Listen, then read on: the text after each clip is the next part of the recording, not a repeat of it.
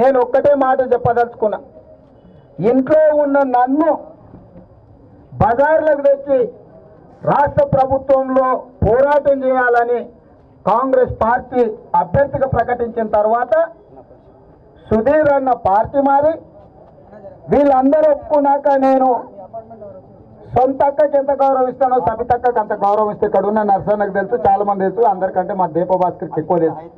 ఆ కుటుంబంతో నాకున్న సంబంధం ఏంది, భాస్కర్ ఎన్నిసార్లు టికెట్ విషయంలో వచ్చినా కూడా ఏం చెప్పినాం. ఈ జిల్లాలో ఇంద్రన్న అంటే తెలియనోడు లేడు. ఈ తెలంగాణ ప్రాంతంలో తెలంగాణ ఉద్యమం జెండా పట్టుకున్నాడు ఇంద్రన్న.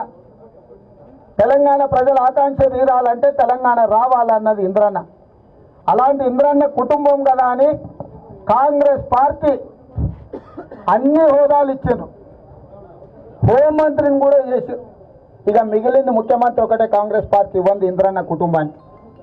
అలాంటి సబితక్క ఇంటికి పోయి అక్క అందరు నన్ను నిలబడమంటున్నారు, మీరు బాధ్యత తీసుకొని మీరు మున్నెలు ఉండి నడిపిస్తే, సొంత అక్కలాక ఈ ఎన్నికలను నడిపిస్తే 2014లో కార్తిక్కు టికెట్ ఇస్తే ఏ రకంగా మీరు ఎన్నికలను నడిపించిండ్రో మీరు ఆ రకంగా మల్కాజ్గిరి ఎన్నికలను నడిపిస్తా అంటే నేను ఆలోచన చేస్తా అని చెప్పిన సబితక్కకు. అక్క కూడా చెప్పింది, అంతకంటే అక్కడ అనుకోకుండా కార్తీక్ ఓడిపోయినా ఇక్కడ గెలిపించే పార్లమెంటుకు పంపించే బాధ్యత నాదే, నువ్వు ఒక్క క్షణం కూడా ఆలోచన చేయకు, మల్కాజ్గిరి పార్లమెంటు నుంచి నిలబడు అని చెప్పి భుజం తట్టి ప్రోత్సహించింది సబితక్క.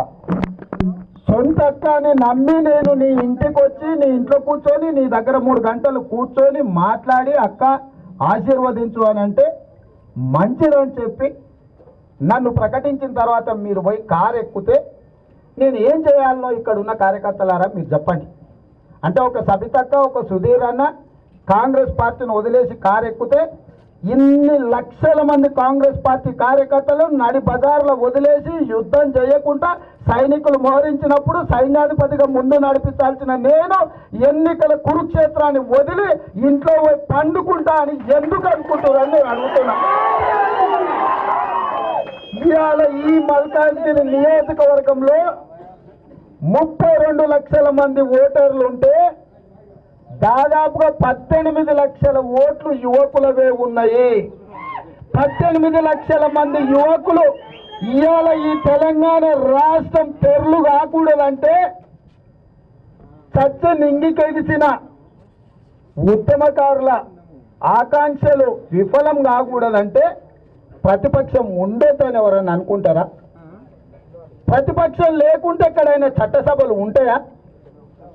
రాజ్యాంగంలో ఏం రాసిండ్రు?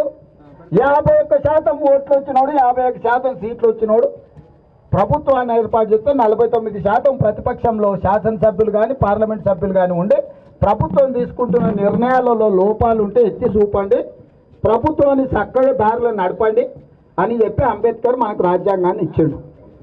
మరి ఇన్నేళ్ళు ఇందిరాగాంధీ గారు ఉన్నప్పుడు ప్రతిపక్షం లేదా? జవహర్లాల్ నెహ్రూ ఉన్నప్పుడు ప్రతిపక్షం లేదా? వాజ్పేయి గారు ప్రధానమంత్రిగా ఉన్నప్పుడు ప్రతిపక్షం లేదా? ఈ రాష్ట్రంలో ఎన్టీ రామారావు ఉన్నప్పుడు ప్రతిపక్షం లేదా?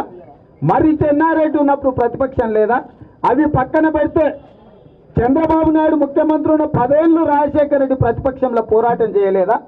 2 సార్లు రాజశేఖర రెడ్డి గారు కాంగ్రెస్ పార్టీని గెలిపిస్తే చంద్రబాబు నాయుడు గారు ప్రతిపక్షంలో పనిచేయలేదా?